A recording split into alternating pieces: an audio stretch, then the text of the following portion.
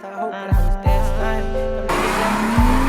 a true story, everybody with me loaded. True story, I don't think they ever noticed. True story, I'm good at hiding my emotions. Welcome back to Sell It with Bell, episode 34, where we continue to build perspective and knowledge through the stories of our guests. I'm your host, Brad Bell, and today we're joined by the man, Isaiah Gibbons. Man, how's it going? Good, man. How are you?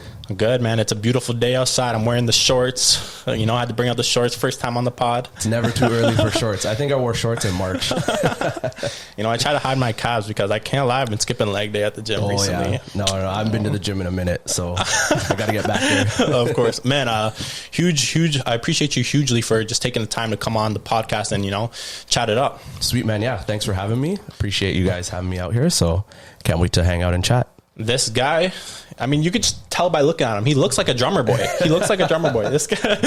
Oh, man. This guy resides on the seat where he's banging snares, hi-hats. Yes, sir. That's where you find your peace. Yes, sir. Yeah, man. I love drumming. Been drumming since I was pretty much a young kid, since I was born almost. I started drumming when I was 2. And from there, just made it a career. 2 years old. Yep.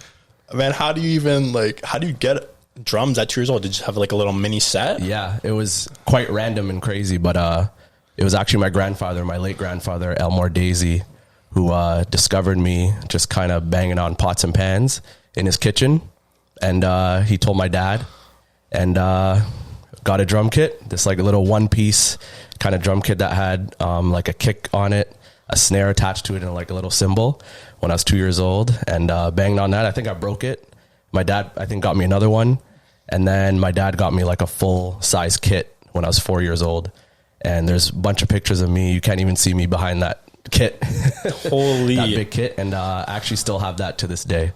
So good 22 years with that kit. Maybe we'll throw up a picture of that actually. Yeah. That's crazy though. Pots and pans, right out the womb, you just got handed pots and pans and you started being a raucous around the house. Yeah. Thankfully, my parents allowed me to continue playing drums because, not everybody, allows that to happen because it's a loud instrument. And my dad actually, that was his first instrument, was drums. And then after he broke his first drum kit, my grandparents, they didn't get him another one. So I'm grateful that my dad and my mom, they got me another drum kit, and from there just continue music. Now, when you're that young, obviously you probably had an idea that you really like drumming since you were doing it that young. Yep. But oftentimes like people go through fluctuations. They're not sure what they like. So when you were this young and you enjoyed drumming, what were kind of the other things you were going through in terms of interest as you grew up? Oh yeah. Good question, man. Cause, I'm really, really into sports. Huge Leaf fan, huge Raptors fan. I see you post about Raptors all the time. Massive fan. So, so sports was like the other kind of thing in my life. Since I was a young age, I played soccer, played baseball, played basketball. I was in tennis camps, played a little bit of cricket during summer, which was fun. But I was really, really focused on basketball as well. So I played basketball, elementary school, high school. And I think at about the age of like 13, 14. So when I started high school, grade 9, I was really kind of in between if I wanted to do music, like pursue music, or pursue like basketball or sports, right? And it was actually an experience that I had in grade 9. My former high school teacher, Nuno DeCastro, shout out to Mr. DeCastro. He basically hit me up right when grade 9 started in September 2010, I remember. And he was like, hey, the school's doing a musical, Joseph in the Technicolor Dreamcoat, and I want you to be the drummer for that musical, be in the pit band. So we basically rehearsed from September of that year until March of 2011, and that's when the shows were. And that whole experience, just doing that, being in the pit band, rehearsing, doing music all the time, basically kind of made up my mind on, hey, I want to do music for the rest of my life. And I actually, I went to an arts high school, Iona, so that's where I got that experience. And from there in grade 9, I think I made that decision to pursue music. Okay, so in a way you were kind of blessed, as in you kind of, you know, you were comfortable in your path from, say, an early age. I mean, grade 9, you're still very young, going through all these different types of emotions. You're in a scene where you're meeting a bunch of new people. Yep. You're kind of dragged into a whole bunch of different circumstances. But, you know, it's just intriguing that you were able to stick to something that early, because I know myself, I was going through a bunch of different things, like, you know, trial and error with a bunch of different things before I just like actually stuck to something like this podcast, for instance. It's kind of crazy, because a lot of people tell me that I'm kind of lucky and blessed that I kind of had a path for me like really early in life. And I always kind of like to talk to people about, you know, that's kind of rare kind of thing. So it's hard for me to talk from experience of like not knowing what to do, but also just getting the experience of knowing what I want to do. Thankfully it was at an early age, but knowing what I want to do and putting all of my, you know, heart and soul into it, to just do it. So that's like the kind of the inspiration that I can give people, is just once you find that thing, no matter if it's at 12 years old or 30 years old, put your mind to it, put your passion to it, put your heart to it, and just do it. Right. And that early on, when you're, you know, diving into the music, whatever it may be, playing the drums, piano, I mean, there's still obviously a lot of skills you have to learn to just be comfortable in like your own skin, being where you are. Did you ever question that for yourself? Were you ever just like, is music really for me, and just not really understand it fully? There wasn't like a total, you know, I guess left side where it's just like, I'm never doing music anymore. Right. But there were times when I was younger, when I was like, oh man, like this is really hard. So there's one instance actually, I think I was in grade 8, where there's a drummer called Vinny Caluta. He's very, he's a crazy drummer, crazy fast, double kicks and all this kind of stuff. So I was learning one of his songs called I'm Tweaked.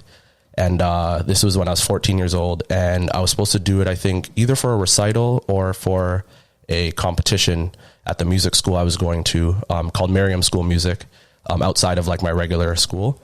And I remember I was supposed to do it. I think I was supposed to perform it in February of 2010.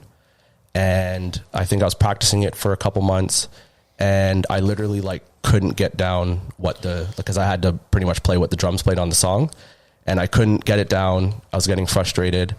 I remember I was crying and stuff, you know, young kid. And I almost kind of gave up. Well, I kind of gave up at that moment where I was like, I can't do this right now.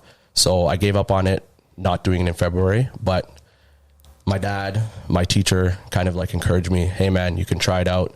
Maybe do it for like the competition that happens every June. So buckled down, basically just like, hey, I can do this. Got the skill set. It's just got to keep practicing and put your mind to it. So I feel like that was like one of the instances where I was like kind of felt down on my drumming skills and just doing music. But I can't really think of like any time else that I was like, hey, I don't know if I want to do music. Thankfully, it's been like the thing for me. Right. Now, when you left and came back to drumming to give it another shot, was there certain characteristic traits you had to acquire before, you know, taking it to the next level? Like, for instance, self-discipline and perseverance. It seems like you maybe had to acquire those things when you were self-doubting yourself and to go even further than you were. No, 100%. Like, I was just, you know, I was still young, but there was like something in me. And honestly, it was a lot of the people around me, like my family, who always has believed in me since I was a kid doing drumming. And the teacher that I had that was helping me do this song. It was more like that way, where it was just outside people that were really helping me out. And then I guess within myself, I was just like, hey man, you can do this. Just keep doing it. Like, keep going. You don't have to rush this. Even if you can't do it, at least down the road, like, you know that you'll be able to do it. So I feel like that age and that experience gave me the, hey, down the road when you're 20, 21, 22, if you can't do something, there's no can't. You can always try and do something. So it's just a matter of getting it down, practicing it, maybe taking it slow, maybe 4 bars. You start practicing at the beginning, another 4 bars, and putting that together. So yeah, a lot of self-discipline for sure.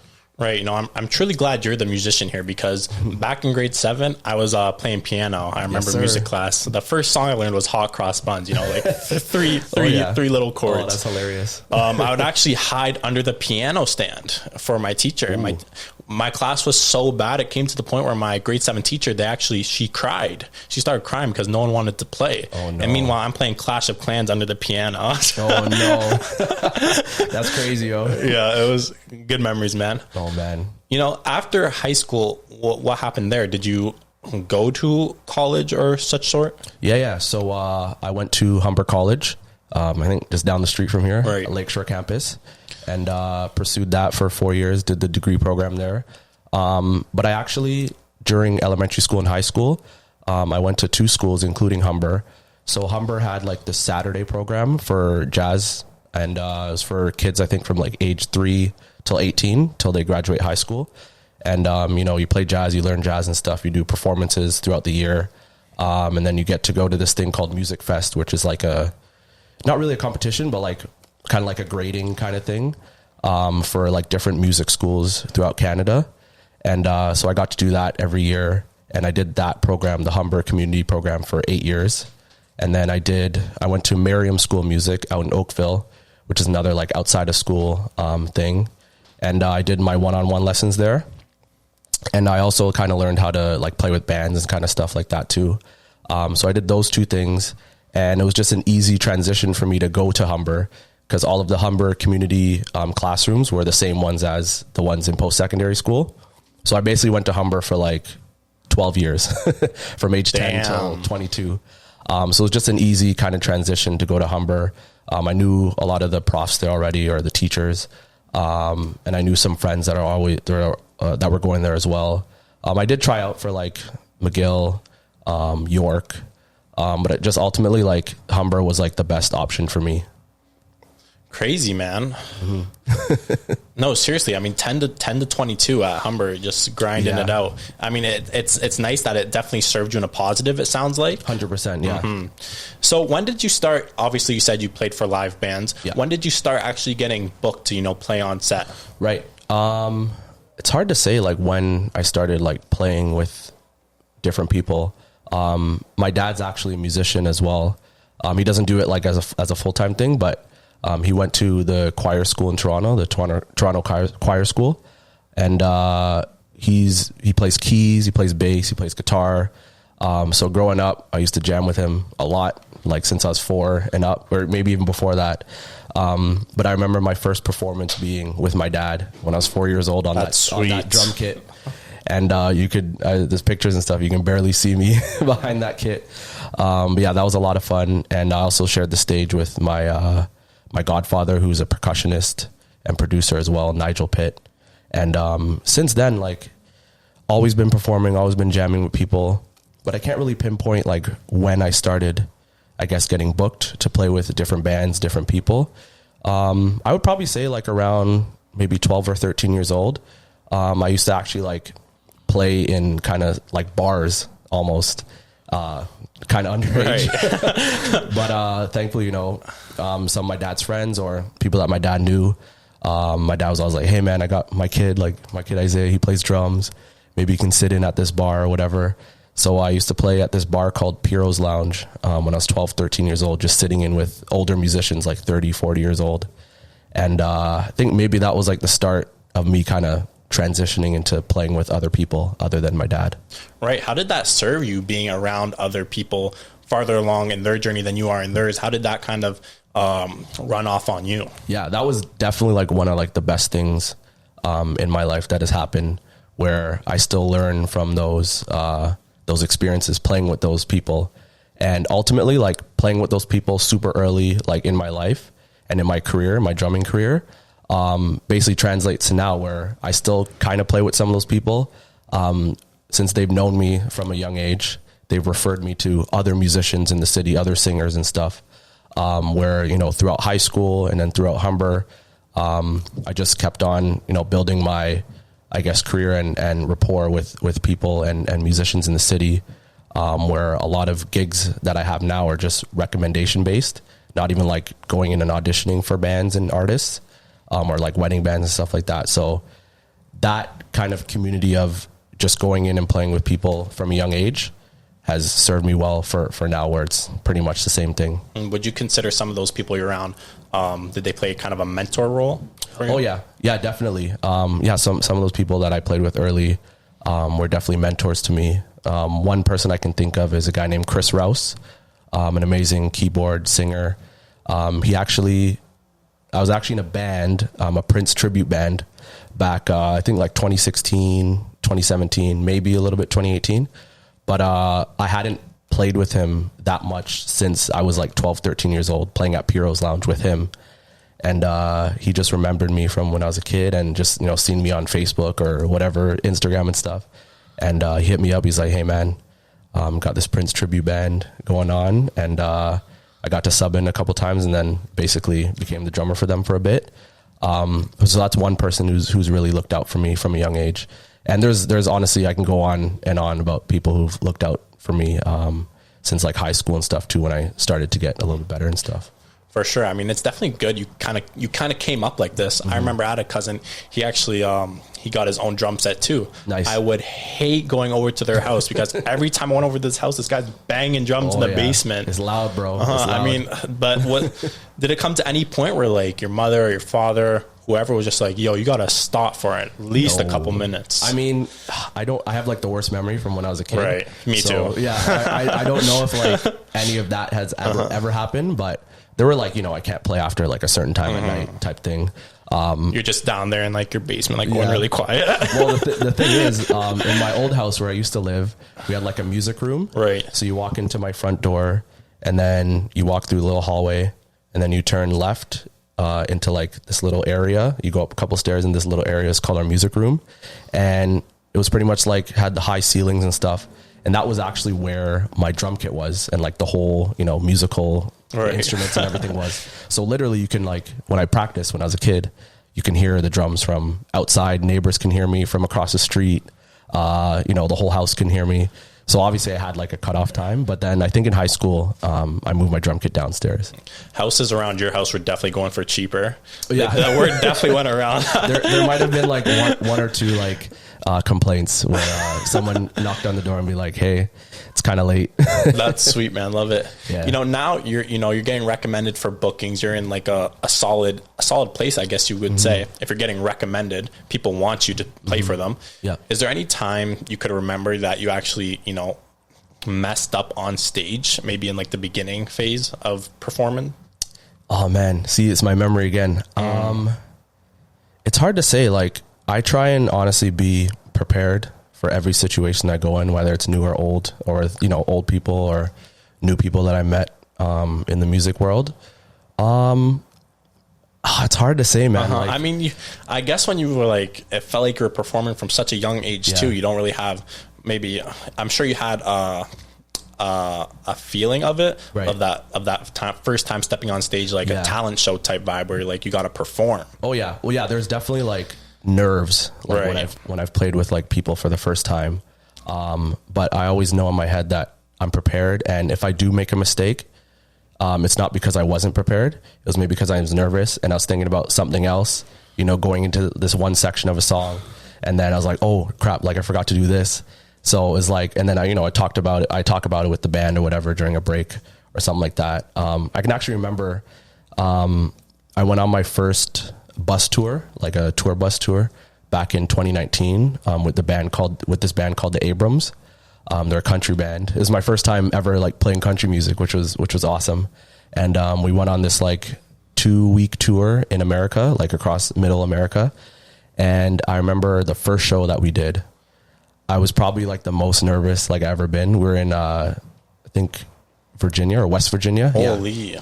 And, I just remember being super, super nervous. And I don't like really like to get nervous often because, it can mess up hands shaking. Right. Like I need all my limbs, I need all my limbs to play. So I just remember being super, super nervous. I remember just like maybe forgetting a couple little things, during our set.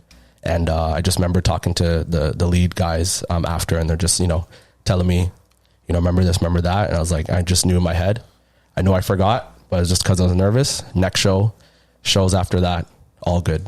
Damn, that is crazy thinking of it, because when, you know, people do get nervous, they start getting shaky, maybe some anxiety, and you really have to use your hands while you're kind of like going through it. It's tough, man. Like, I remember like even being a little nervous when I was a kid too, like playing in front of people, and getting a little bit of stage fright, but ultimately like playing with my dad a lot, just playing out, with those people from when I was a young age too, just helped me build that, you know, stage presence and not be kind of scared, I guess, going on stage. But there are still instances now where I'm just like, oh, this is like a pretty big gig, or, you know, playing with new people, maybe for the first time, where the music's a little bit harder.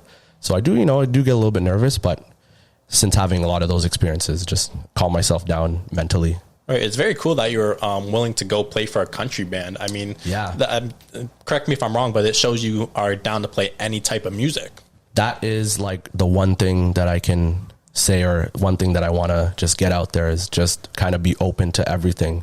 And luckily from like a young age too, I keep going back from a young age, because it's just helped me so much get to where I am now. My mom, my dad, my family, like they've always played different genres of music all throughout, you know, my house and stuff. My dad was always playing Brazilian music, jazz music, R&B, even my mom like loves rock music and stuff like that. So I was always like open to like playing any genre, but I just hadn't had the opportunity to play country. I don't like listen to country music at all or anything, but just from, you know, playing different genres and just being open to doing that. This awesome friend of mine named Jeremy Kleinhans, amazing drummer in the city, always touring and always traveling. He hit me up early January 2019 and was like, hey man, I'm going to need you to sub in for me for a country band for like their second half of their tour. And I was like, hey man, I'll take that. Like, I've never played country music in my life, but you know, I might as well like start now. And it's a great opportunity, you know, going on that first bus tour and everything. And thankfully, you know, sat in very well, played very well. And I just keep telling people that are around me, even like young drummers that are at Humber now, that, you know, ask me for advice and stuff. I'm just like, hey, be open to anything and everything. Right. Did you start playing any other instruments? I play a little bit of percussion, like congas, bongos. Okay. There's an instrument called a cajon, which is like a box. Okay. And you sit on top of it and you kind of play it like this. So you get like your bass kind of sound lower, and then like your like kind of snare sound at the top of the box. And that's for more like acoustic kind of vibes.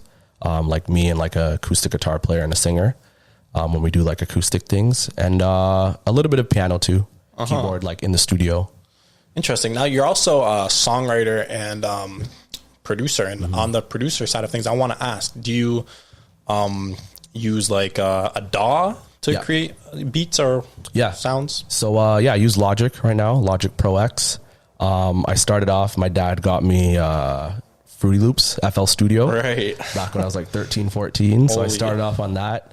And then I got a Mac laptop, and then just started using GarageBand. Then I bought Logic when I was in high school, and then just been using Logic since. And I learned a little bit of Pro Tools at Humber College. We had to learn Pro Tools. That's a great DAW for like recording live music and stuff like that.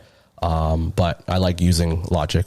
And is that how you make your beats, like through the live music? Do you really like mess with the pre-recorded sounds, or? Yeah, I use pre-recorded sounds. Okay. The funny thing is, like, honestly, up until 2020, I had this weird, like, I don't know, not perception, but I was just always trying to make things from scratch, like live, or just kind of create something from scratch. No samples, no like getting chord progressions from this website or anything. And that really kind of hindered me in my music making, where I just didn't like believe in that, because coming from like a musician, coming from that like organic live feel, I didn't really like believe in, you know, making beats with like loops and all that kind of stuff. So I kind of like switched my mindset, thankfully, at the top of 2020, right before the pandemic. And I've started to add that repertoire or that kind of stuff, you know, using samples, using loops into my beats, and then, you know, creating my live feel, or creating other things on top of like the loops that I found. So Right. You probably gained so much just from being able to, you know, produce everything organically before you kind of got into like fast tracking everything everywhere, where kind of that's probably being done on a mainstream level today. To a certain point, obviously you have your people recording live sounds and stuff, but you know, it's, that's how the industry blew up in that way, you know, digital sounds, DAWs. Yeah. Did you ever produce an album? I produced my own album, which was an amazing experience. What is it called? It's called Live Life. Okay. Yeah. So Live Life, I put that out back in 2018. That's some time ago. It's a long time ago. Yeah. Is he working on another one? So again, beginning of pandemic, like right before pandemic, I was really going hard on working on Live Life Part 2. And then the pandemic hit March 2020. And then kind of put a stop to that kind of thing. Because so on my first album, I collaborated with a bunch of singers, artists, a couple rappers as well. And, I do like kind of sing and stuff myself, but I try and leave my voice off things nowadays. But, for this like Live Life type project, it's all collaborations with artists and singers. So obviously I couldn't really do that, cause I wanted to like really be in the studio with these people. But I am slowly kind of working on part 2. But 2018 Live Life Part 1 was an amazing experience. I did like a release party, like a release concert for my album, down at the Piston here in Toronto, which was amazing. Did a live show. It was sold out, which was awesome. Bunch of people there. A lot of family and friends came out. Had a bunch of people on stage. Almost everybody on the album was on the gig as well. But yeah, slowly working towards Live Life Part 2, hopefully next year. Right. When you first released that album, what was kind of the networking game with artists? Because I'm sure you were probably already gaining a network of artists, but to actually get them on the album. And I also want to ask, did you songwrite for them on that album? Yeah. So each song was like a different experience. There were 7 songs on the album, but first I'll say like the networking part was a little bit easier because I was at music school, and actually most of the people on the album were like not colleagues, but friends of mine at school. So yeah, a lot of them went to Humber with me, and I got to collaborate with them. And that album was actually part of my 4th year project at Humber. In 4th year, you do like a 15-minute EP. So you do 4 studio sessions, 2 per semester. And you basically just got to write 15 minutes of music. So I basically recorded 4 of the 7 songs at Humber through my project, and then just put it on the album. And then I had 3 songs outside of school that I was working on to make the album a whole as 7 songs. But yeah, no, like each song was different. Like a couple songs I had the hook written already. Pretty much every song I had all the music worked out already.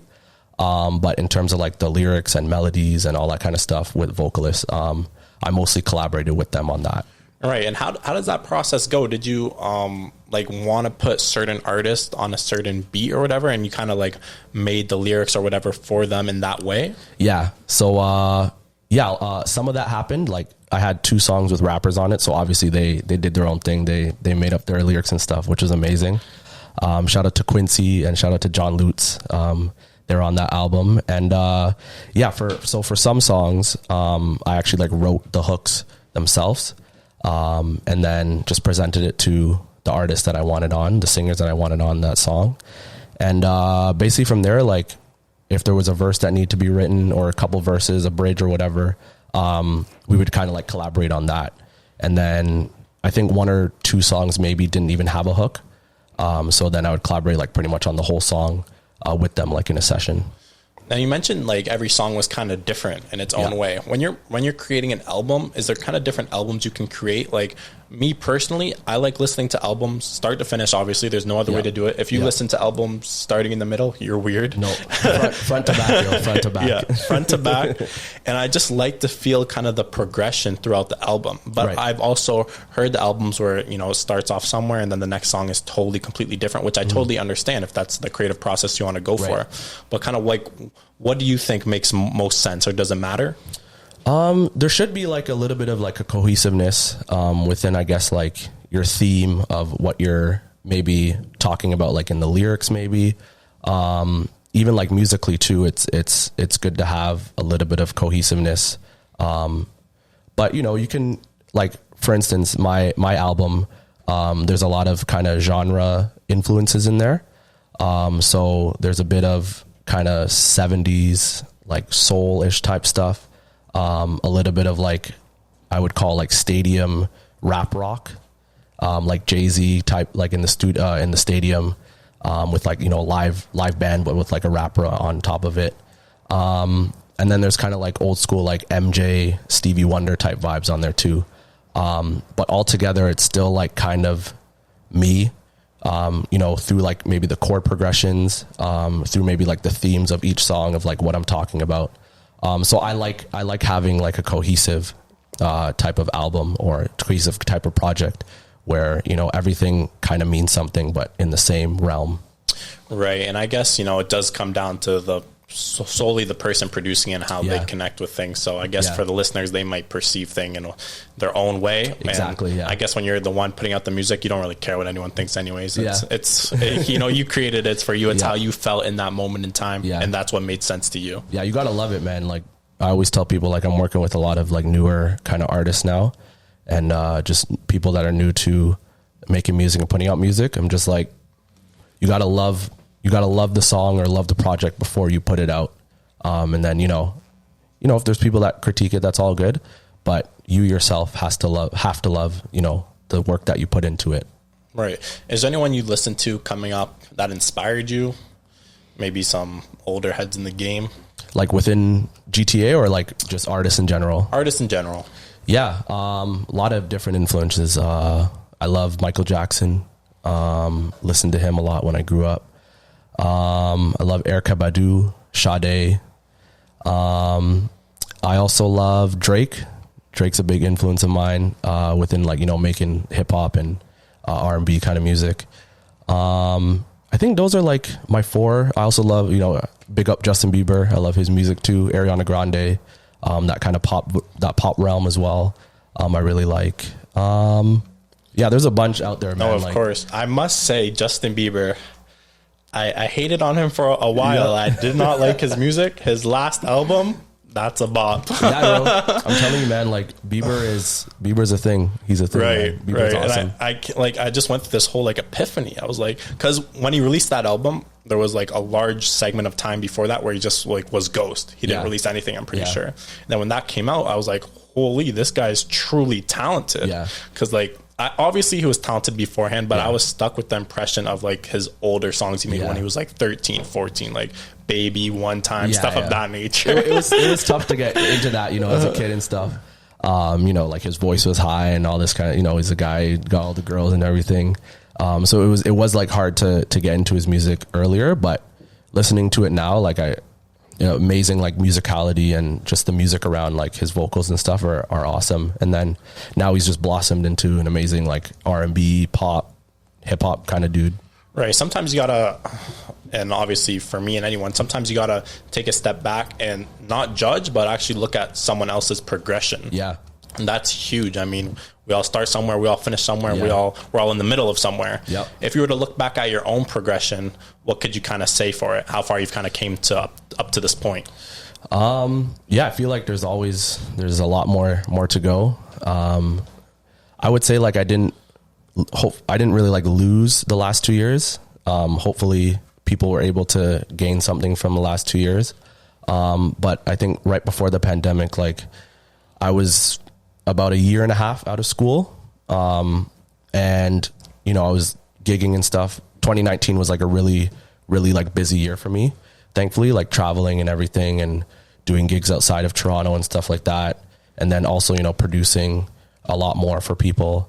So I feel like I really progressed right after school finished, in 2018 when I graduated from Humber. But up until then, like it was mostly school based. So I was like always in school doing music, and I was grateful enough to actually like do performances outside of school, gig with people outside of school. So I think my progression from then, like probably 12, 13, has progressed really nicely. And I've met a lot of people who I still play with today from when I was in high school and at Humber. And yeah, I feel like there's a lot more room to grow. I wasn't even thinking about like the beginning of COVID and how that actually probably affected you, because you can't even go anywhere to perform at that point. So it was crazy. So what are you doing at that point? Yeah. So basically, I was basically just literally in my studio every day when COVID hit. So I made a point to myself where we all knew, all of us musician friends were like, we're not going to be playing anywhere for probably a long time. We don't know when we're going to come back to play in bars and travel again. So actually right before COVID hit, thankfully my parents allowed me to convert our basement into like my bedroom and a home studio. So that's where my studio is now, West End Studios, where I do all my stuff from, all my studio sessions and producing from. So right before COVID hit, the studio finished, the basement finished. So I was literally in there from the beginning of COVID, probably until like June 2020, every day, just working on different things that I always wanted to learn within like the realm of music producing. So I made a point to myself to learn more and like how to mix music, just, building up my sound library and stuff like that. So I tried to learn that more, but I did the odd little like video performance here and there during like that crazy time of beginning of COVID. But yeah, I just wanted to just try and make sure I was in my studio a lot, because it was new, right? It was a new thing. And I knew once COVID kind of not ends, but once we get to like a good place with it, like how we are now, hopefully, I knew that my studio was going to open at some point. So I made sure to just put in my reps on, learning how to mix, learning how to produce better and all that kind of stuff. Right. It was a blessing in disguise, man. I mean, it gave you really the opportunity to perfect every part of your craft. Yeah. And it's actually good to hear from you and everyone. It seems like a lot of people made, some good moves for themselves during COVID. I mean, you see people out here making TikTok, stuff of that nature. I mean, people I know are starting to do it. I mean, it really opened the door to, it's okay to be on your own and start like building yourself up. I mean, you don't need to really anything else. And I feel like that's kind of what people were stuck to at a time like COVID, where maybe they felt like all they really had was themselves. And what are you going to do now? You know, honestly, like that was basically my game plan. Like I was really busy up until that point where I wasn't able to like really put my focus on the music production world, the mixing world of things in music. So I was always drumming, always rehearsing, always learning new music for different artists, always learning new music for like wedding gigs and stuff like that. So it really gave me the time to put in my work, put in my reps every day in my studio, into learning these new kind of things within music mixing, within music production. And then later on, like 2021, I actually started to learn how to DJ. Okay. So for the last like year, I've been putting in my time to learning how to DJ. And I've always been like kind of interested in DJing as well, but I finally like got a DJ controller back February 2021, and then I've actually like had a few like gigs here and there with DJing. So that was like my new like thing during COVID. Nice. Now, besides banging the drums in your room and stuff, pots and pans, what's your other favorite part of kind of the niche you're in? Is it the songwriting? Is it the DJing now? Right. What's the other part you just like totally can't put down? Man, you go ahead. I was gonna say if you had to choose. I had to choose. That's what I was trying to get in my head. I'm like, I don't know what to choose. I think making music is my other, I guess, super love, or a super thing that I love to do, other than drumming. So that's why I kind of like built my studio, where I wake up, open the door, I'm in my studio, and get creative. Right. Or if I don't get creative, go sit down, whatever, come back to the studio. So I love making music. I love also like making music with people as well, especially with like new kind of artists that are just fresh and ready to go. So I think, just being creative in the studio is probably my other like love. That's beautiful, man. Yeah. Man, I just want to say huge thank you for coming on the show. Yes, I mean, huge pleasure to have you and hear your story. Thanks, man. One last question. If there's anything you could say, anything you could leave with maybe someone coming up in the music industry or anything in general, could you just say that to the camera? Man, I would just say keep at what you love to do, whether it's music, whether it's, I don't know, accounting, whether it's trying to go to law school. Like, if you find something in you that's a passion of yours, be determined to do it. Be good to people. Be professional. That's honestly one thing I've learned as well at a young age, is being a professional and being good to people, especially if they're good to you. So keep making friends, keep making peers, because you never know where people are going to go. That's one thing I learned going to Humber, is like being friends with these people and, you know, not disrespecting them or dissing them on, you know, if they can sing or they can drum or play guitar, because you never know, like they might hit you up down the line for a gig. They might hit you up down the line to fly somewhere and play with them or something. So always be good to people. You know, follow your heart, follow your passions, and yeah, just do it. Perfect. That was perfect. Ladies and gentlemen, that is Isaiah Gibbons. I'm going to link his album down below, his socials. Go check out his drumming. Like, for real, this guy goes crazy on the drums. I don't even know how his hands move that quick, but this guy's crazy. It sounds amazing. Go check him out. Other than that, every Sunday, 5:30, I will see you there. We are out. Peace.